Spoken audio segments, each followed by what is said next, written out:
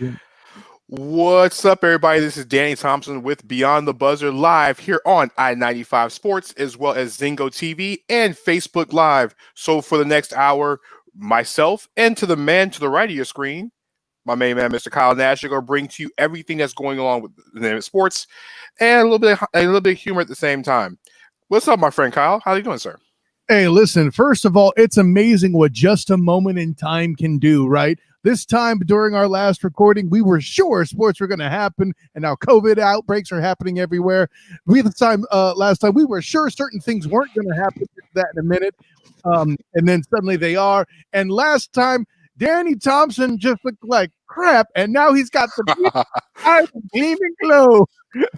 Wonderful bald head, probably brought to you by Mentality Barbershop. That is right, correct. Good friends at Mentality Barbershop, 2611 Pine Hills Road in Orlando, Florida. The best haircut you're going to find anywhere in Central Florida. Don't believe me? Check out my main man, Corey Lamar, my main man, Donald Dio, Lisa J, the entire crew over there at the shop. Give them a call. And also, for those listening to music in the Orlando area, our good friends, 98.5 The Wire, Corey's got a morning show called The Soul Connection as well, too. It's 7 a.m. to 11, but trust me, you're listening to the vibes, and it's like you're at a cookout. Okay. So check it out. They debuted last Saturday, and I was in my kitchen jamming as I was making grits and sausage for my baby girl. There you go. By the way, real quick, you didn't look like crap, Danny, but I was doing it for the ad. I hope you don't mind. No, before and after. Also, so in our tonight's topic of What's the Buzz, brought to you by our good friends at Valor in the top corner. Check them out at It's Valor. That's ITSVALOR.US. Check out my main man, Jay Waddell, his entire crew over there. When I tell you, if you're looking to start, if you have any type of entertainment, you're looking for something multimedia-wise, this is the brand that takes care of you. And why does Valor take care of you? Because not only are they great as far as social media aspects, they also can help you with your music for your show, because they do that for our regular radio show, as well as they're very good at brand and advertising and brand marketing. So check them out at It's Valor, ITSVALOR.US. Big shout out to If you want proof in the pudding, Danny Thompson, we know for a fact the reason why there's not a beep anymore. Valor got him signed by finding the smoke detector its own social media presence. That's what I'm talking about. Don't worry. Our fourth host tonight will be in later on. Check it in. Okay. Also, at the same time, like I said, check them out at itsvalor.us. Also, if you're looking for a funny GIF, go get my man Cliff Savis's GIF as well, too. Hilarity every single word. Speaking of hilarity, Kyle, don't you have a show called Hilarity by default? Yes, with Demosthenes Euclid here. Pretty soon, I promise, pretty soon, when Demos can make it happen, he can do everything. He doesn't just deliver you peanut butter. He delivers you gifts as well. That's right. I said it. Every time you hit me with that soft tea, I'm going to respond, Danny Thompson. Exactly. Big shout out to my man, Ellie, brought us in the chat saying, my guys, yo, it's always love to him and everybody, the 3-point conversion as well, too. Love for those guys as well, too. It's not hilarious. Yes, it is. It's about as hilarious as the Cleveland Browns secondary. But we'll continue. All right. Hey, I had nothing to do with that. You can't blame that on me, LA Brothers. You can't do it. My Brothers, it's not me. All right, listen, this time last week, we were talking about how bad baseball was, and guess what? Breaking news, ladies and gentlemen, baseball's back. What? As long as they pass the vote. Well, all right, so we have a breaking news story that just happened literally 20 minutes before we got on air. Jeff Passan has reported that Major League Baseball has asked the Players Association to report to camp by July 1st and will sign off on health and safety protocols. The union has till 5 p.m. to respond. So guess what? We're getting baseball. Yay! The problem is, in the last week, we've had some COVID issues in Florida, once again. That's actually sent the Yankees and Mets back to New York. So, it's gotten to the point now where, teams are leaving. You have the Yankees and Mets, who are basically, everybody's down in Florida. They decide to take shop and go back home. I'm just saying. It happens. I don't know. Kyle, you there? Oh, okay. All right. So Kyle has lost power at his house. So, Bobby, are you there? All right. So I guess I'm rocking the show without both of them right now, because Kyle lost power at his house. It's storming down here in Central Florida. So let me go ahead and tell you what's going on as far as baseball goes. So they've agreed, and the question is now all the owners have to do is get the protocol set up. The protocol will happen hopefully by 5 p.m. tomorrow. Baseball is expected to come back. The question is, Rob Manfredi has that ability to go in and make decisions on the schedule because they've had issues when it comes to the scheduling. Also, they're trying to get the season started. I'm glad they're going to do it. The real question is, there's been some issues going on with COVID over the last couple of weeks. We get baseball back, but like I said, we've had some Phillies players test positive for COVID. We've had the Yankees and Mets decide to jump ship and head themselves back up north to get all their stuff ready for spring training. I wonder, with reporting by July 1st, how much of this season we're going to get done. I'm thinking the 60 to 70 game range is what they've been trying to fight for. Players want more games, of course, it's more money. But also at the same time, it's all about how much money are the owners willing to give up as well, too. The one key thing about this, Major League Baseball denied it, but just remember, they just passed the protocol 30 minutes ago. It's up to the owners to vote on it. The players to vote on it, because the health and safety concerns that the players have had issues with is being addressed. But Commissioner Manfredi does have the ability to override the schedule. So that becomes a very big selling point if the players decide to agree to it. Listen, this is the last chance the players have to do this. If they don't do it, you might as well go ahead and cancel baseball for the rest of the season. So the other part of the story is, since we've had some issues with COVID all day long, is the fact of COVID has already taken away something we already have in professional sports already. What has COVID done this week? Well, besides the fact of Clemson players testing positive, now it's up to 25 players have tested positive. I think it was 13 players, the University of Texas, and Kyle Nash is back, ladies and gentlemen. 30 players at LSU, all sorts of things like this going on. 30 players at LSU, craziness. Now, COVID has now taken to the professional ranks as well, too. We were getting professional sports back over the weekend. The WNSL was going to be returning to the field on Friday. And guess what? Orlando, who has a team, the Orlando Pride, was ready to participate until 2:30 this afternoon. Ladies and gentlemen, yes, the team that we are living here in Florida with is not going. Why? 6 players tested positive for COVID-19 and 4 front office, 4 people in the management side of things tested positive for COVID. What does that all mean? Orlando has now taken themselves out of the entire the tournament to return themselves. They will not be traveling to Salt Lake City. This is the first time a professional team has now bowed out of returning back to professional sports. We've had individual players do it. Now you have whole teams and franchises ducking out of this. What does this do? 4 days before you kick off in Salt Lake City, now everybody has to be realigned. All the schedules have to be done because it's now become an imbalance. That transcends other sports too, Danny. With this going on now, with the Pride pulling out because counts here in the local area for COVID-19 have been spiked, I wonder if this will make other leagues, such as the NBA, anybody else who's considering the bubble being in Orlando. Here's the other interesting part. So for those who are not familiar with how the Orlando City men and women work with each other, they practice at the same facilities. Now, not necessarily at the same time, but they practice in the same facilities. You got the MLS, you got the men going down to Disney and Kissimmee in the next week or two to get themselves started for the season. It's not looking good. It's not looking good for a lot of things right now. Are they going to start canceling things? We don't know. On the other flip side of things, there's a second, Jacquel Jones of the WNBA's Connecticut Sun said today she will not be playing in the bubble that's going to be down at Bradenton for the WNBA that starts next month because guess what? COVID-19 concerns about the coronavirus. For those who are keeping score at home, the coronavirus is now picking up in Florida once again. It's getting to rates that has never had in the entire state. It is now crossing over everywhere. For those who don't know how the map works, Tampa's one of the more hard to hit areas. And guess where the WNBA is going to be at? In Bradenton, at IMG. In a bubble, but it's Bradenton. Bradenton's right outside of Tampa. It's not looking pretty on both ends. So, Kyle, now we're looking at this. We have an entire franchise pull out from Florida. You got concerns in players catching COVID down here because I think the Phillies players caught COVID, which shut down spring training facilities. Now you got players who are now, that's just one, but don't worry, we'll get to the NBA in a second. You got players in the WNBA that are also saying, you know what, this Florida idea is not a good thing. Kyle, we are literally days away from things starting to kick off.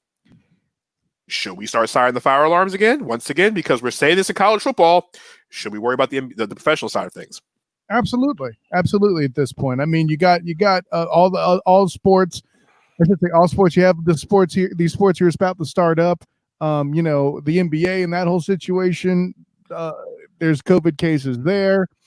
College football. Listen, like I said, in the time since our last recording on Thursday, Danny Thompson, three different major programs in Clemson, Texas, and LSU have talked about how they have COVID cases, and it's not pretty. These are high number of cases that are taking place there. I'm here to say that I will be surprised if college football happens in its traditional style for the 2020 season, and with reports of COVID-19 coming out of the Buccaneers front office, the professional side's looking bad as well. And also, if you go back to college football, on the HBCU side of things, they've canceled all their classic games, and in the Carolinas, even to Virginia, they've canceled all their homecomings. So, North Carolina A&T, who has probably arguably one of the best homecomings in all of sports, there's no homecoming in North Carolina A&T. My alma mater, Winston-Salem State, does not have homecoming. You're starting to lose homecomings. You're also starting to lose the preseason classics that make HBCU football and make historically black colleges. If people flock to these games, they're now being canceled. Like you said, you have COVID cases everywhere. College football is not looking good because here's the other thing, Kyle. You have all these cases. Clemson has 25 cases right now in the last 2 weeks, and the students aren't even on campus yet. Right. So you can only imagine what this looks like if the students hit campus. I think Kansas State is at almost 20% of the players that have got some kind of issue with COVID. I want to say it's like 20%. Yeah. It's not looking good. It's not looking good everywhere. Rodney Richards says starting is cool when they finish. I don't think even they're going to start, because here becomes a $64 question. I was looking to the NBA this week over the last, couple hours. Davis Bertans of the Washington Wizards, who is an impending free agent, who is arguably he's having a career season, Kyle. Almost 16 points a game. He's one of the NBA's best three-point shooters and is due a payday this summer. He pulls the SpongeBob and says, you know what? I'm taking my ball and I ain't coming to Orlando. Sorry, Patrick. I'm afraid of COVID-19. I can't have that happen. Well, it wasn't about COVID-19. He's worried about free agency. Oh, well, I'm afraid of that too, Patrick. Sorry. Okay. Mr. Krabs doesn't, I need to get a good contract out of Mr. Krabs. That's what I'm trying to tell you. So Bertans was having a career season coming off 2 ACL injuries. He's recovered not once, but twice from ACL injuries. Is like, you know what? I'm going to get paid this. I'm going to get paid in this, not in the summer, this winter. So you know what? I'm going to take my ball and go home. Now, in the case of Portland Trailblazers swingman Trevor Ariza, his absence from the NBA is a little bit different. It's not COVID related. Right. It's not injury related. It is the definition of a pure personal matter. A personal matter that should not have gotten out to the press in the first place. Trevor Ariza had to make a decision today because in his case, he is in the middle of a custody battle with his ex-wife. And they're having custody of a 12-year-old. And Trevor's only allowed to have his child for 1 month a year, and that is during the summer. The problem is the 1 month happens during the NBA playoffs. Yeah, no. So instead of him having the child at another point in time, the decision had to be made whether he has his child or he goes to play basketball. He chose being a father. And you can't be mad at him for that. Not at all. And actually, well, let me put on my conspiracy theory hat, Danny Thompson. And not that I'm trying to actually say that this is true, but is it possible? Because you know more about the situation than I do. I mean, let's put it this way.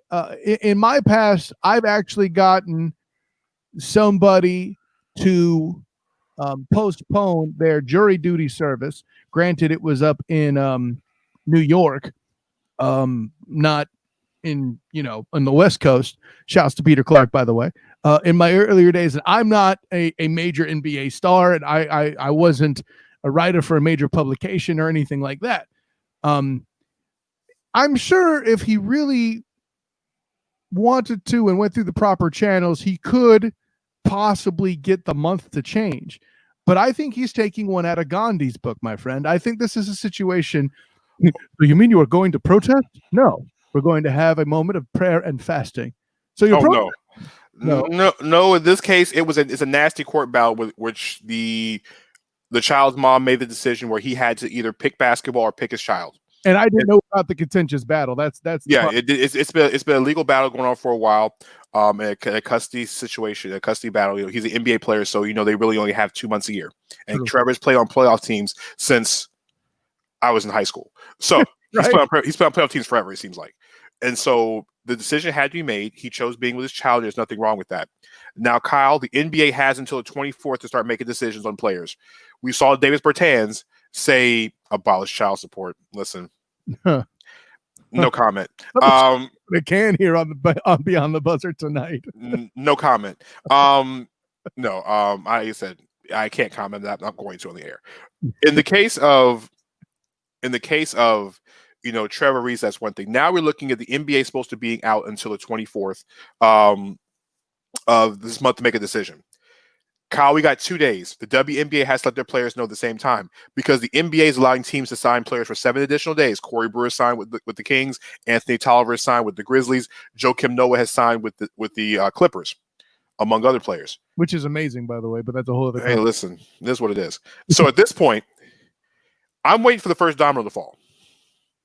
I want somebody on a championship team to bow out. And it does not have to be. How you doing, Precious? Hi, Precious. So I'm waiting for that first guy on a championship team, a key contributor, to bow out. Because, Kyle, at that point, if a key contributor bows out, are we putting the asterisk on the season at this point? Let's just say, I'm going to give an example. Not saying that I know anything on the other side. Right. Lou Williams has come out and said he's 50-50 on coming back. Everybody knows Lou Williams is the sharpshooting sixth man for the LA Clippers. He's also one of the key reasons why the Clippers are where they are. Yes, he's not Kawhi Leonard. Yes, he's not Paul George, but they need him just as much as the rest of them because he's the main scorer off the bench. If Lou Williams decides to bow out of returning, which damages the Clippers off the bench, does another team that wins the championship, or we start throwing asterisks on there? Do we start throwing asterisks if players don't show up? I don't see how you aren't throwing at least a few of them on there already, right? Like this is a severe disruption. And I mean, it should be noted that way in the history books. The asterisk doesn't necessarily mean that they there was wrongdoing per se. I mean, like there's an asterisk next to the NFL strike back in the day, so that replacement players played that year. There's already something there, I should hope. Right. But does somebody lose credibility if key players are missing? I mean, yeah, Danny Thompson. If we're talking about the fact that the Clippers, there are those out there that say, not the Clippers, I'm sorry, the Warriors only won one of the championships where they faced LeBron because Kevin Love was hurt and all these other injuries were happening.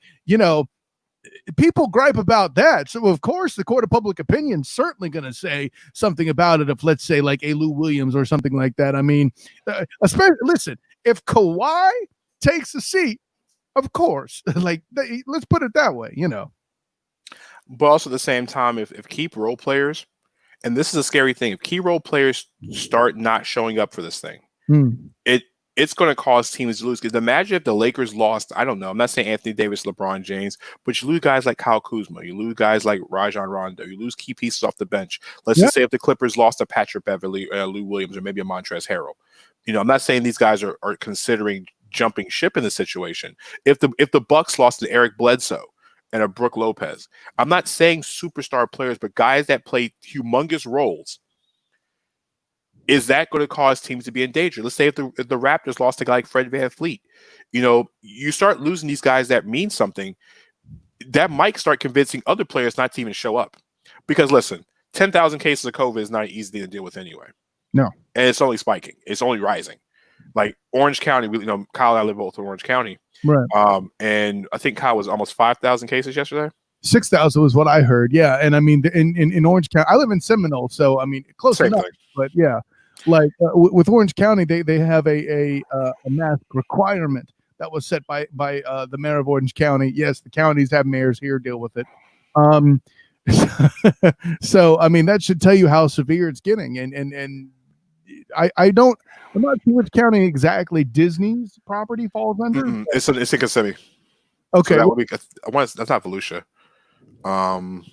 Is it Volusia? I'd have to find the map. But okay. It's a county. It's not Orange though. Right, exactly. So it's it's a scary thing right now because, like I said, we have all the professional leagues coming down here. Like I said, with the women's bowing out in Orlando, Orlando City men's using the same facilities. Florida man refuses to wear masks. Listen, leave Florida out of this, all right? Unfortunately, but no. At the end of the day, it's like it's really become a scary situation when it comes to. No. Hold on. Who's the one that acting like it's just Florida men not wearing masks? Like what? It's Rodney Richardson, our neighborhood, very wonderful kid fan. Maybe it's probably likely Teddy Bridgewater isn't wearing a mask. Shut your face, sir. I mean, he's going to need a mask when he starts throwing that third interception in week 1 in the first quarter, looking like Jameis Winston. But I digress for another team for another day. All right. What I'm saying is, because Panther fans need masks when they start watching their team this season, if we do get a season. No. Those are paper bags, not masks. There's a difference. Listen, I mean, you can get it from Publix because Publix is right down the street from the stadium. Grocery stores are essential services. That's a good point, Danny Thompson.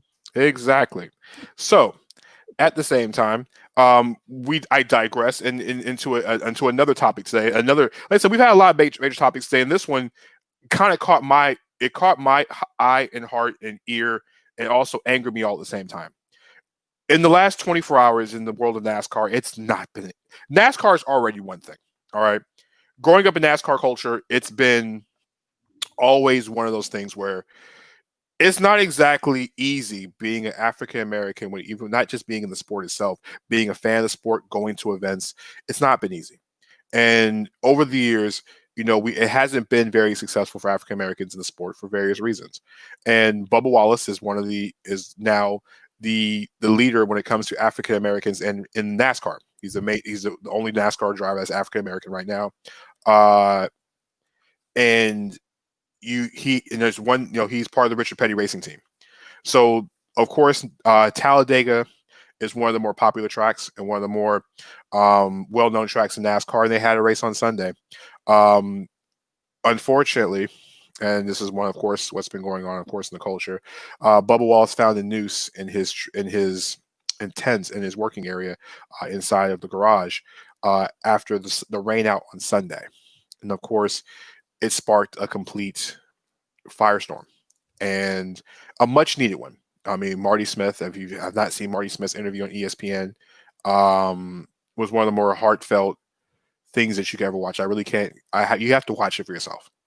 And the FBI was called in, and of course, there have always been claims for a comparison between Bubba Wallace and Jussie Smollett, the actor from Empire, that faked a racial attack. And the FBI was brought in. Literally, the FBI was brought in this morning to do the case and take a look into it. And so NASCAR's promised that anybody that's involved in it, once they get it together, will be banned from NASCAR immediately. I know with limited access to so on and so the things inside of the tents and inside the garages, it could be an inside job. We don't know. And so today, after the rain out, they got to racing today in Talladega, and also one of the most how can I put it? And one of the things that makes sports beautiful. As the racers were getting ready for the race today, I think it was about 3:00, they pushed Bubba Wallace's car to the front. And it just wasn't just Bubba was in the car getting ready for the race. He was, he's getting his suit on and he's just getting himself ready. They pushed his car to the front, and all you see is all the drivers, all the pit folks, all the crew chiefs, everybody that was working with all the teams standing in solidarity behind one of their own. And it was one of I'll be honest, when I saw it, it kind of put tears in my eyes. And it was a beautiful moment. And Kyle, I don't know if you watched the race today. They got to racing. And for those who don't watch NASCAR, I know it's nothing but left-hand turns and people driving in a circle for 4 hours. Okay. I get it. All right. It is what it is. All right. NASCAR is one of those sports that does it. And Kyle, with 26 laps to go in the race, Bubba Wallace took the lead. And I'm literally watching and I'm like literally cheering and screaming my liver, like, this guy's going to do it. Of course, if you know NASCAR, he got caught in the loop. He finished 11th. And it happened. But for that 4 hours, because he actually was in the top 5 for a good part of the second set of the race. And he finished, I want to say it was 11th or 12th. I think Dave Blaney won the race. An exciting finish, by the way. Kyle, you remember Talladega Nights? The third place car spun backwards and went into the finish line, finished third, as he was wrecking himself. It was beautiful. Dave Blaney ran out of gas and won the race, by the way. I mean, that's called talent right there. No, he was running out of gas before they hit a caution flag. One thing about NASCAR, Kyle, they had a caution on the final 5 laps of the race. So what that means is if there's a caution flag that normally would in the race because of caution, they do a 2-lap dash for it all. So you saw 24 drivers literally go 4 wide into Talladega on the final 2 laps. Amazing. Man, that's a finish like none other, man. And I'll tell you this, I think, I don't know whether the placement of the, I'll call it the contraband in question was the noose. Okay. Yeah. If we're cool with saying that, yeah, if the noose in place there, was either just a poorly placed joke or an actual threat, it didn't work. That's what I'll say. Is it turns out to be of an inspiring event. Somebody out there takes a note from what you or I would as people who cover things, Danny Thompson, and that if you're not pissing someone off, you're not doing your job. Frankly, what this proves to me is that any confusion over whether or not the Confederate flag being removed from NASCAR culture outright, it's clearly got somebody peeved, and it's clear that it's leading to some sort of real change within the fan base. And while it's not a cool event, this response to keep the change in the flow and the sentiment moving the correct direction is what precisely you want to see, Danny Thompson. It's hopefully that, it's going to make a change in the right direction. Hopefully the FBI will get in and NASCAR will get in. We'll find out where it came from. But I gotta be honest, man. Part of me wonders if it's better that they don't, for one simple reason. If they don't, it gets pushed aside and the movement continues to move forward. I get a little worried that the forward momentum could be derailed by concentration upon who did that and what should happen to them rather than the actual change we need to see. Now, if they do get found, of course they should be taken to task, no question. But the important thing, I think you'll agree with me, is that the change happens. Yes, the change happens. Yes, but as far as the process goes, no, you go find them. You go find whoever did it. That's unacceptable. Because even in any type of culture, any type of situation, like there's certain things you just don't do. And we're trying, like you say, you're trying to make change. And how do you make change? You get rid of everything that is impeding change. If there's people inside of NASCAR that do not support or do not allow or do not make things equal, it's got to go. Because that's how the culture's been. That's how NASCAR has been since the beginning of time. Oh, I don't NASCAR that for sure. So if we're ever going to try to get the diversity part into this, you've got to get out everybody who's not willing to be a part of the diversity part of things. So that's just one thing that has to be done. It is what it is. I think what I will say is, to that end, I mean, you're right about everything you say about getting rid of everything. What I'm telling you is, with what we've seen, if they weren't leaving, they are now. And may the force be with you. Don't let the good Lord hit you where he split you. That's all I have to say about that.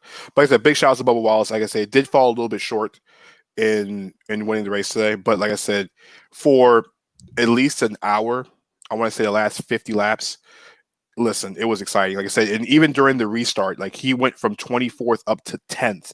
He had got a full tank of gas. He had got 4 new tires. He just got caught in the draft. He didn't have the strongest car all day, but it was exciting, and it makes you want to watch every single week, because next race could be the race. It could be the race that changes. It could change the history of the sport itself. So big shout out to Bubba Wallace. Like I said, number 1 for sticking in there. Number 2 for keeping cool and keeping yourself in the moment, seeing what the moment is all about, and derail you from what you are meant to do. and he's meant to cause change and be able to put things in perspective. And he's done a great job with it. He's done it with a beautiful ability to say the right things. And so, like I said, every race he's got it. I mean, besides being a fan, he's got me tuned in every single race now. Right. Because I haven't watched NASCAR in years. So I mean, Jeff Gordon, after Jeff Gordon kind of transitioned out and Tony Stewart, I kind of got away from NASCAR, but now I'm literally watching NASCAR every time Bubba's in the race, I'm watching. Because I don't want to miss that moment when he gets the first one. He may not have Tiger Woods as winning, but he has had the similar effect in a sport where the black population was less involved. So you got to give him that much credit.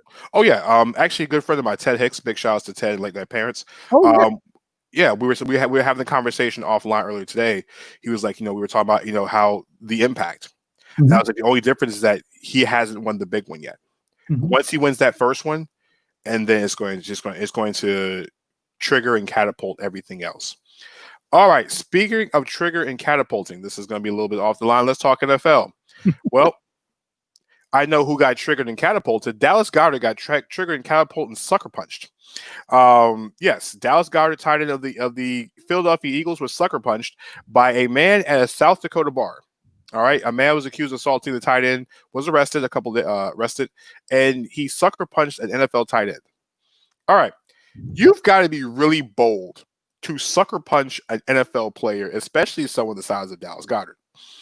Now, my question is, do you hit him and run? I mean, first of all, like South Dakota, isn't that where Carson Wentz went to school, where he played in college? That was North Dakota. That's why. Never mind. Okay, it's a Dakota. I get it. I mean, they're just really violent. I mean, what could you have possibly said to start a fight in North Dakota? Rodney. I know South Dakota has bars. Who would have known? Well, obviously they do, Rodney. What the hell else do they do other than look at Mount Rushmore? Hello? I don't know. I don't know. I don't know what to say in this situation, but the suspect was arrested for sucker punching Dallas Goedert. We're glad we found him, because good thing he wasn't in Philadelphia sucker punching Dallas Goedert, because he wouldn't have made it at that bar. I mean, first of all, why are you at bars in the first place? There's COVID-19, people. Well, okay, in South Dakota, never mind. Like, there's not. Maybe their numbers are down. Never mind. In other news in the NFL, the Dallas Cowboys, Dak Prescott's finally signed a contract. Yay! Sort of. Now this whole thing can end. Dak Prescott has signed his franchise tender and will play for $31.4 million. This is not Latrell Sprewell saying he can't feed his family for $15 million, but Dak Prescott has signed the exclusive franchise tender. Nor do I think you'll ever see as much drama between a coach and Dak as you would Latrell Sprewell and any coach in the NBA in his time. But let's not bring up PJ Carlesimo right now. What I'm trying to tell you is this. I think this is a situation where this was what Dallas had to do, right? They're not trying to pay Dak $40 million, and Dak is now put in the dilemma of having to,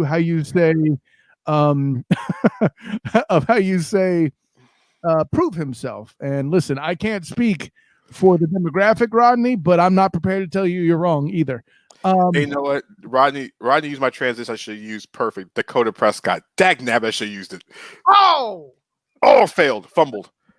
Cam Newton in the Super Bowl. All right. But you would have at least fallen on it. Anyways, no, but didn't Dak get beat up one summer? That's called the playoffs. Something Carolina ain't seen in a while. But okay.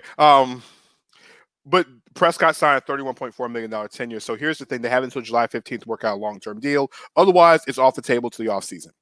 AKA, here's the thing. AKA, Deshaun Watson's a free agent. AKA, Dakota Prescott better get this number together before Jerry Jones says, you know what? Thanks, but no thanks. We're going to spend $40 million on the right quarterback, not you. Okay? Prescott's turned down a large sum of money, and here's the other part. With the exclusive franchise tag, if Prescott is refranchised, he'll get a 20% increase on his contract, which raises it to $37.7 million next season, with a big cap increase on the cap hit. All right. I mean, at that point, might as well give him the $40 million and lace it in incentives, and you'll be better off, right? Here's the thing: if Prescott can get this deal done, there's a safety in New York who's been asking for a trade that is from the Dallas area that wants to go there. Jamal Adams has once again requested a trade to get out of New York. Yes. Who can blame him? All right. The Jets, who are known for trading all pro secondary members right before the contract, aka Darrelle Revis, is now having to trade a guy with 1 year left on his contract. If you're the New York Jets, why didn't you? This man wanted out before the draft. Why did you trade him during the draft? I mean, listen, because as safeties go, we went over how rare an anomaly he is, man. The number of elite safeties currently in the league right now is not a high number, and to be honest, who better do they really have on that defensive squad at their particular position? I don't know that that's a player that exists on that roster. But that being said, with what they have to build up to get Darnold right, I think Jamal Adams is a heck of a piece. Get something for him, for goodness sake. But if you got a guy who's impending free agency and don't know his contract situation, are you willing to give up a second or third round pick to go get him? Are you willing to give that up? I mean, well, let's put it this way. If there were a bigger market for it, sure. But first of all, it's not Mike Shanahan, Ronnie. If you're going to talk trash, at least get it right. A, B, listen, we've already talked about the poor blocking about that led to that fumble too. So we're going to leave that alone, Rodney. I want to handle. I'm sorry. I mean, I didn't know the Denver Broncos submitted a 28-3 lead in the Super Bowl, 28-3 lead in anything. So they got pounded by the 49ers. They barely got 3 points. Anyways, I mean, all I know is before we jump on Mike Shanahan fumbling a 28-3 lead, just remember Cam Newton has the 5th worst passer rating in the history of the NFL in the Super Bowl, the 5th worst in history, and he threw the ball 47 times in that game. Anyway, that's all I'm saying. I mean, I can continue with the Cam Newton jokes on this one, but I got plenty of them. That whole Super Bowl was a joke anyway. I don't think Carolina had a first down to midway through the second quarter. I don't think they passed midfield until after halftime. But I digress and I continue. All right. If my main man Kurt Valenti in the chat saying if Prescott doesn't make the NFC, get rid of him. Hey, listen, Dak Prescott better win more than the NFC Championship game. Hold on. Go ahead, Kyle. This is proof of somebody who doesn't understand that the AFC is a fraction of its former self. Okay, getting to the NFC Championship. Let's talk about who the Cowboys then need to beat. Right, what you're trying to tell me is the Cowboys, just because they gave Dak Prescott a bunch of money, have to suddenly be able to beat Seattle, San Francisco. I'll just go with those two. You need to do that at some point to get to the conference championship or past it, I should say. I don't know, man. See, can I tell you what makes it perfect for the franchise tender situation? We already mentioned about Dallas saving money and the economic impact of things going on with COVID being so uncertain as they are, right? I think another situation you have something brewing in Dallas where they're trying quietly have upgraded a lot of things, and they've paid a lot of other guys not named Dak Prescott. If things go well, they could be. I think they're a dark horse to be a threat. But the NFC Championship, hold on. Mike McCarthy just got there this season, and now he's supposed to do all that in 1 year. Listen, he's good. He's not Jim Harbaugh, folks. Let's be reasonable, huh? You know what? I'm going to take devil's advocate. I agree with Kurt on this one. Big shout out to Kurt's show on I-95 Sports. He has one of the more entertaining talk shows. This man go for 3 hours at the same time. Big shout out to his show as well too, Kurt. Here's the thing. They got to get to the NFC Championship game. Kurt has the point. They have a very, very good offensive line. You also have one of the best, you have arguably the best running back in football in Ezekiel Elliott. You have a coach that is going to be basically running the ball down your throats. You got a good receiving core, not a good receiving duo, not one of the elite, a good receiving duo and a good defense. Listen, if my quarterback I'm paying $31.5 million or close to 40, if it's what he's asking for, he better get me to the NFC Championship game. Can they do it? Dallas has the talent to do it. They have the talent. I don't think they have depth. Listen, if you're running the ball more than you're throwing, and you got a running back that wants the ball and eats consistently, give him the ball. The main problem of the Cowboys was they think they can outscore everybody. Give the guy the ball and let him run. In Rodgers' case, New Orleans, Green Bay, Tampa, Philly. Okay, so let's best running back in the league. Best running back, yes. Christian McCaffrey's the best all-around back in the league. There's a difference. They also have Saquon. I mean, not for nothing. Listen, but McCaffrey is the best all-around back in the league, even better than Saquon. Best running back in the league, that's Ezekiel Elliott. Okay. And they're all in the NFC. That's the point. But here's the thing: Christian McCaffrey plays on a team that's 4-12. Saquon Barkley's team is going to be maybe 5-11. So those two teams don't even count. Okay, their season's over. They're tanking for Trevor. In the case of the Giants, they're tanking for talent. Anyone can do what he does for him: run the ball and play action. Oh, Kurt, you're getting off to you're not making a great impression of your football knowledge if that's what you're saying, Chief. Well, no, because I mean, here's the thing with Dallas. Dallas has the talent to win, and Prescott can make the throws. All right, he's made the throws in the past. The only reason why he hasn't won a playoff game is because of a guy named Aaron Rodgers. Everyone's forgotten. No, well, that's not Aaron Rodgers. It's also called Jason Garrett too.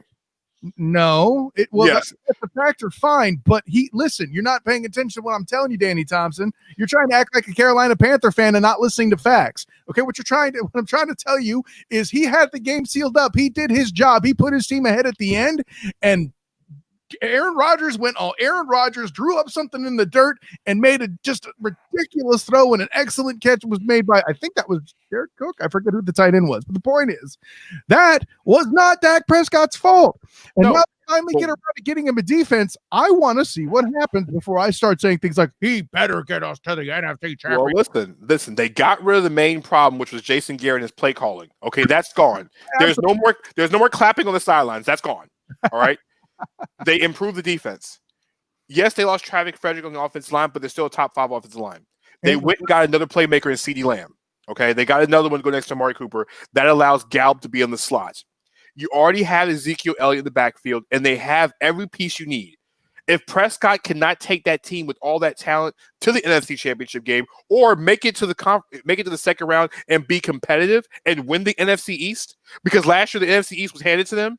You've moved the goalposts. You just moved the goalposts back, Chief. Now you agree with me. No, I said they better they have the talent to get to the NFC Championship game. They have the talent in that roster. You said win one game and be competitive. No. They need to get to the conference. Okay, they need to get to the NFC Championship game. They need to. Okay, well, right. I'm sorry. But as far as the teams that are in front of them, San Francisco, okay, they're talented, but now with Deebo Samuel out for a month, their seeding could really be a problem in the playoffs.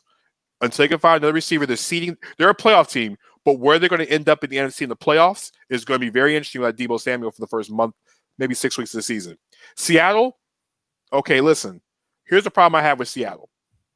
Russell Wilson is the best, arguably best quarterback in football. The problem is Seattle's defense isn't going to stand up unless they get a guy like Jamal Adams. The secondary has been an issue for a while. It's been one. Yeah. You're looking at Minnesota. Kirk Cousins is your quarterback. All right, next. All right, Green Bay. I didn't say anything. Well, no, I'm going by what Rodney's list of the contenders. Green Bay. Okay, Aaron Rodgers is great, but problem is they didn't add another playmaker next to Devontae Adams. They passed on playmakers in the draft.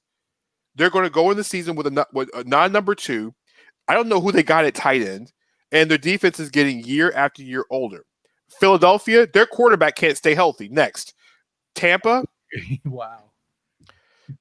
Listen, yes, I will give it. He did crap.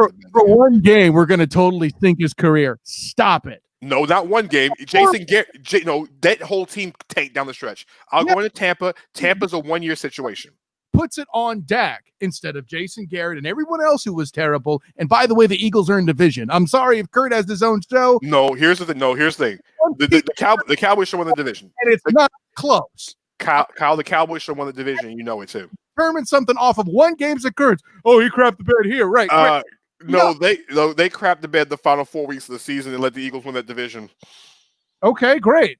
So it wasn't one game. It was like it was December. Everybody suddenly is going to act like Carson Wentz and the Eagles are bad at their jobs too. This is no, it's not they're bad at their jobs. The Eagles were beaten up and destroyed all season. Yeah, they had injury problems too, and they bounced. Yeah, and they won a division. The Cowboys didn't have any injury issues. The Eagles were the walking Band-Aid unit of the NFL at receivers last year. Pretty sure. I'm not here to tell you that the Cowboys did a bad job or a good job. That's not what happened. But to put it all on Dak Prescott, No, I'm not blaming Prescott for it. No, I'm not. I didn't blame Dak. you, blamed it. the commenter, did. Stick with me. Stop trying to defend a bad take, Danny Thompson. That's the problem. The reason why you whooped is because someone made a horrible take. Period. Hey, listen, Taysom Hill's the future. Okay, go back to watching Clemson football, Rodney. All right, so no, he can't do that right now. They're all isolated because of COVID. all right, Kyle. This went longer than I expected. All right, Kyle. As we transition to the next part of life, it is time for the Mount Rushmore of the evening. All right, so for those who have not watched the show, this is one of our favorite parts of the evening. Kyle and I will give our Mount Rushmore of something. All right, we've been doing this for a while. I think, Kyle, we've done what?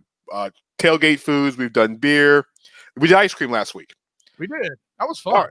Yes. So, Kyle, tonight, and Bobby will have you jump in a second. Tonight's good old Mount Rushmore. Kyle, what is your Mount Rushmore of sodas? Ooh. Wow, man. This is that's kind of off the wall. Like listen, you can't just spring that on a man and not expect them to have an answer immediately. It's like saying Dak Prescott is the guy on the grassy knoll that shot John Kennedy. Okay. Man, I'm gonna have to think about this one a little bit. I'm just here for Mount Rushmore. My girl Precious, I love that you do this for us. Thank you. But see, so sodas. So first of all, here's the thing. I can put all 4 Mount Rushmores in the root beer world. I could do that. I'm not going to, but I could. I'm a root beer guy first and foremost. I'm revealing my bias up front. Precious, if I let you down, you know that I'm crying in the inside already, and I'm sorry for it. But at the end of the day, when you go in favorite sodas, listen, folks, if you have not had a good brewed root beer, okay, and I'm not talking about how you could go over to like BJ's restaurants there and get like a brewed root beer. That's a good time, by the way, for you if you can pull that off. But definitely got to put some IBC root beer in play here on this one. You know, that's a nice thing. That's the bar at which it is set. I know they do a cream soda as well. It's just not as good as the root beer. I'm sorry. And we'll leave that at that. Next, listen, you don't see a whole lot of mainstream stuff from me here. I think when we did our beer Mount Rushmore, the closest thing to mainstream I gave you was Yingling. When it comes to sodas, I'm going to have to go here. Cherry vanilla Coca-Cola. Actually, no, wild cherry Pepsi. I don't know why I said Coca-Cola. Wild cherry Pepsi for me is where it's at. I be careful in my current state of watching my weight, because if that comes up, if I go to a place that has it, I'm going to go at it. It is what it is. Next up, folks, the only reason why Taco Bell is still in business is Baja Blast. Does anybody else disagree? I don't think so, right? Listen, the food is cheap. Okay, they'll get you on volume, but they get you addicted with the Baja Blast. There's a reason why you can't find it on the shelves, and I wouldn't be shocked if Taco Bell didn't have some sort of a contract preventing it. And hey, listen, if all restaurants are Taco Bell in the future, according to Demolition Man, make sure Baja Blast makes it into the future. Maybe it cures COVID. I don't know. Anyways. Okay. And now the obvious answer here would see what the favorite soda is for Mount Rushmore is anything with Crown Royal in it, but that would be cheating. Man. We didn't say Lotus sodas. We said sodas. That's exactly unleaded here. Not diesel sodas. Ron, what you Bobby Boucher or something? You know what? Water something. Really? Anyways, no. He's a Kitties fan. Okay, they gotta drink water because they gotta flush out something. All right, what's fourth? I'm not hating because Rodney did a good job. Any chance you can to talk about the Water Boy is all right with me. I just wanted to take that Water Sucks thing because it's fun singing that song. Rodney's okay there. He still needs to figure out who the coach was in Atlanta that lost the Super Bowl before he runs his mouth. That's all I'm saying. I'm telling you, he's still thinking of Jake Delhomme and John Casey kickoffs in the Super Bowl. Jake. Okay. By the way, thank you for pronouncing his name correctly. So many people don't. Anyways. Jekyll's chicken. What more do you want from me? But continue. Man, and listen, the final soda, I'm gonna go really off the map here, and I'm probably gonna get some tomatoes thrown at me. But Precious already has me hitting Baja Blast, so I feel like I'm good. I get a freebie one here. I don't know if you've ever had the Czech sodas from Winn-Dixie. I know you have. You're from the South, but for those who haven't, they have their really cheap. I mean, it was 79 cents a bottle back when I was in high school. That's all I can tell you. And they had this lemonade flavor that was absolutely delicious. I couldn't get enough of it. My friend and I called it the Chardonnay because, we couldn't drink yet. We were in high school. Precious, I hear you with ginger ale. However, I use that so much alcohol enhanced, I don't think of it as a soda anymore. But my wife would agree with you, and I'll leave it at that. So I guess I got to try to remember my top four. Yeah, Czech lemonade.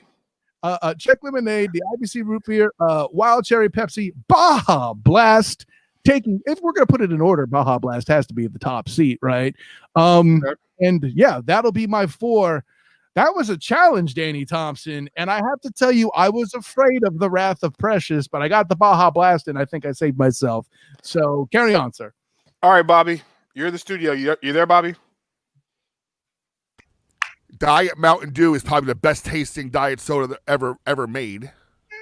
Okay. And oh man,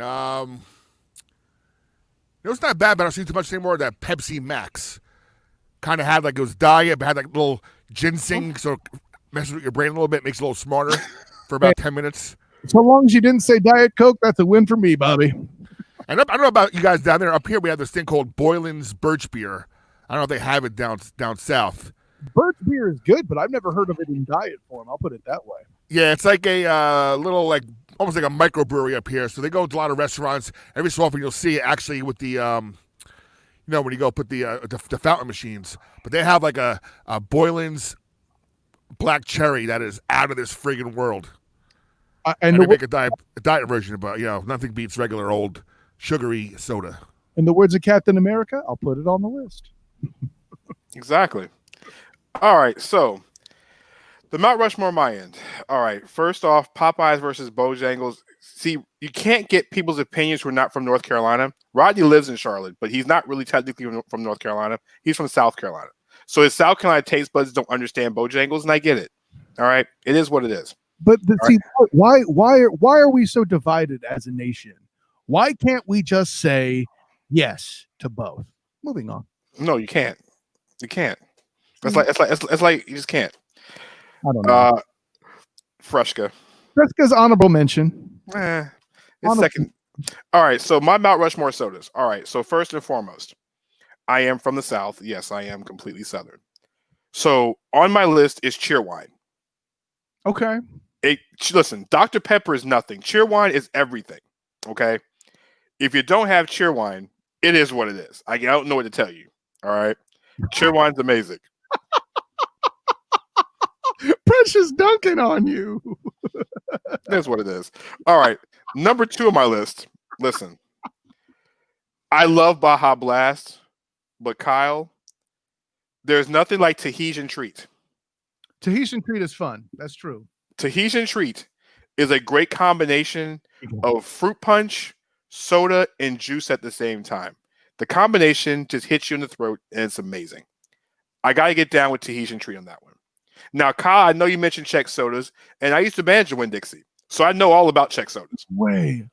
Yes, I used to be a store manager at Winn-Dixie in Charlotte. Talk about that sometime. Go ahead. Hey, listen, I got plenty of stories. I used to manage the one in Eastway, so I used to be a store manager a long time ago, back in my olden days. All right, so you go into sodas. In number 3 on my list, you got to go, listen, sodas is tough, but you got to go. I'm going to have to agree with you and Bobby on this one. Wild Cherry Pepsi is like, it's the elbow. It's the people's elbow of sodas. Precious, you won Precious over too, by the way, with the tea treat. He says, "I'm down with that." Okay. All right. So last but not least, you got 1, 2, and 3. So what's the 4th soda on my list? A lot of great sodas out there. I love Mountain Dew, but here's the thing. For me, it would always be Cherry Lemon Sun Drop will be 4th on my list. You can't find Cherry Lemon Sun Drop everywhere. I ain't even heard. Exactly. Exactly. Cherry lemon sun drop. You got it. You can get it at any convenience store in in North and South Carolina. Cherry lemon sun drop is, I'm gonna say, it's the Ultimate Warrior of sodas. If you love the Ultimate Warrior of WWE, it's the Ultimate Warrior of sodas, because if you don't drink it within 30 minutes, it might go flat. Like Ultimate Warrior matches, if you don't drink it, if you don't watch it within 5 minutes, the match is pretty much terrible. But cherry lemon sun drop. So if you go in Charlotte, if you go to East Ridge Mall, there used to be a shop in the mall. I want to say it was on the first floor, and they made homemade cherry lemon sun drop. Like, how do you do that? They took sun drop, they get actual real life cherries and get the cherry grenadine, and they actually made the soda in the mall itself. All right. Hey, what? Hood rats can't have good taste? I don't understand that. No, listen, Tahitian treat is, first and foremost, if you can't spell it, you can't talk about it. Correct. All right. And maybe he thinks it's Tijuana treat because Mike Shanahan is the coach. No, because all Panther fans are headed to Tijuana because they're going to the bathroom after watching this season. All right. See, I don't want to drag other teams into this, but Rodney just does that. Big shout outs to Rodney Richardson in the chat. Listen, for those who've never watched Rodney's show, him, Jamal Darby, or Mankaza Suse, they have a show called Under This Construction. It is on every Sunday on YouTube around 1 p.m. They talk Charlotte sports from a different perspective. Unfortunately, they're all Panther fans, so I feel kind of bad for them. But they do talk Hornets at the same time. With them trying to talk Panthers, trying to be positive, it's already hilarity and comedy by default. I see what you did there. Me neither. Oh, wait. I don't know about that second part. Oh, my gosh. Wow. I thought you were just here for the sodas. I didn't know you were going to dunk on Danny. That's how the mighty have fallen, Danny Thompson. You know what? I'm just going to let that one go. All right. That hit below the belt. All right. I'll expect that from Rodney. Right. I'll expect that from a Panthers fan, but for someone who doesn't have a team already, but I really don't know what to say about that, who's a bandwagon Patriots fan. All right, but I continue. All right, so before we go, let's give big shout outs to everybody. First off, Ellie Broadus, who was in the chat, Rodney Richardson, Precious. Shouts to Kurt. Oh, my main man, Kurt Valenci. Let's watch Kurt's show on I-95 Sports. Absolutely. Like I said, it's talk at his best. He talks NFL with the best of them. He's got a multitude of co-hosts, a multitude of guests every single week. I lose track on who's on his show. It's phenomenal. Bobby, like I said, check it out. Swish. Yeah. Cherry lemon sun drop sounds like cherry Robitussin and soda. You don't even know about soda, Rod. You drink water. Now my question is, do you get the flavor enhancers? No. Now, I should ask you for your Mount Rushmore of waters. And if I hear anything about Dasani on this list, I'm throwing something at you. No. All right. Do me a favor. Don't ever do the Mount Rushmore of water on this show, please. Thank you. Anyway. I never will. All right. No offense to water drinkers. It is what it is. All right. Big shout outs to everybody in the chat. Big shout outs to everybody like, share, tag the show. Big shout outs to my main man, Kyle. And Kyle, you shout outs tonight? Yeah, absolutely. First of all, shouts to Demosthenes Euclid doing his thing on hilarity by default. And hey, just because I can, one of my former co-hosts, he and I aren't doing our thing anymore, but he's back in the saddle podcasting again. Check out my guy Tokyo Jameson doing the Toke Smoke Show. If you are living in the traveling world of precipient wellness, check that out there. It's a good time all the way around. If you happen to be a member of what they refer to as the Bud community, hashtag a Memberville. I'm not, but it's a good time. And hey, I was a guest on one of the shows, so how bad could it be? And then, of course, my man Captain Chris Hill spreading the good word about latest up-to-date local occurrences on COVID-19 every day with Captain and Company in the morning, where I will be on, and you can listen to us tomorrow morning on oldschool101.com. I'm going to go ahead and drop in there and talk on that for a bit in the morning. You gotta love morning radio shows, Danny, that play music, because then you could work while they're playing music and then you talk on the breaks. It's a good time. Exactly. Big shout outs to my man Bobby Blackjack up in the studio in New Jersey. Bobby, any shout outs before we head out of here? Nah, I'm good. Jeez. Well, hold on. We have hold on. We have a new listener here, Mountain Dew. Oh, okay. In one opinion, he's already beaten Rodney. Thanks, Oh. Matthew. Lord. Now, I just want to make a quick announcement that check out the schedule on our various social media pages. You guys might be on Blackjack TV on Thursday if this basketball league comes to fruition next couple of days. But we'll update everybody as we go along. Speaking of the show, actually, we will not be on the air Thursday. Actually, what we're going to do is we're going to take a break for the holidays. There's some things that are going on, like I said, with the potential basketball league that will be on starting Tuesday and Thursday. Kyle and I are going to take a nice little vacation. Kyle needs it. I need it. Homeschooling is one thing. Kyle has to get himself prepared, and so at the same time, there's going to be some adjustments to some things. So we'll be back after the 4th of July holiday. Don't worry, we're not going anywhere. Even radio shows have to take a week or two off to get some things together, and by the time we come back, we'll actually have real sports to be played. We'll talk women's soccer, MLS will be back, the NBA will have all its official rosters, and hopefully the NFL will have some kind of resolution, and baseball might actually be doing something. Or not. like the uncertainty of Rodney's four favorite waters, which is Food Lion brand, Walmart brand, Tap, and Evian. That sounds like. Listen. Listen. Here's what it sounds like. You got the Food Lion brand, which is the Panthers' offense. The Walmart brand, which is the Panthers' defense. Tap water, which is coaching and special teams, and Evian's the mascot. That's how the water is rated in order by the Panthers franchise. All right. An honorable mention: Water Hose Water is actually the fan base. Okay. Now I've described the Carolina Panthers in water. All right. Before you get on Beyond the Buzzer, ladies and gentlemen. Listen, I get egged into this stuff. So for myself, the student of the game, Mr. Kyle Nash, listen, everybody stay safe to the 4th of July. And me and Kyle will be on doing Facebook little things throughout the week. The shows, like I said, is taking a two-week little break to get some things in order. We'll be back. Don't worry. Like I said, if you've never seen Major League 2, not 1, Major League 2, Kyle and I, Black Hammer, White Lightning. If you've never seen Major League 2, please reference to that. I kind of have the Omar Epps going thing on. Hey, listen, I'm glad to be compared as being buff as Jesse the Body Ventura was. You're a bigger guy. What do you want from me? All right. I'm asking for it. Hey, listen. So for myself, Kyle, and my man Bobby Blackjack up in New Jersey, we'll catch you guys next after the holidays. Be safe for the 4th of July. Like I said, be safe in all your travels and everything you're doing. If you're going to do something, make sure you do it correctly and make sure you stay safe out there. So for myself and Kyle, see you guys later. Peace. Good night.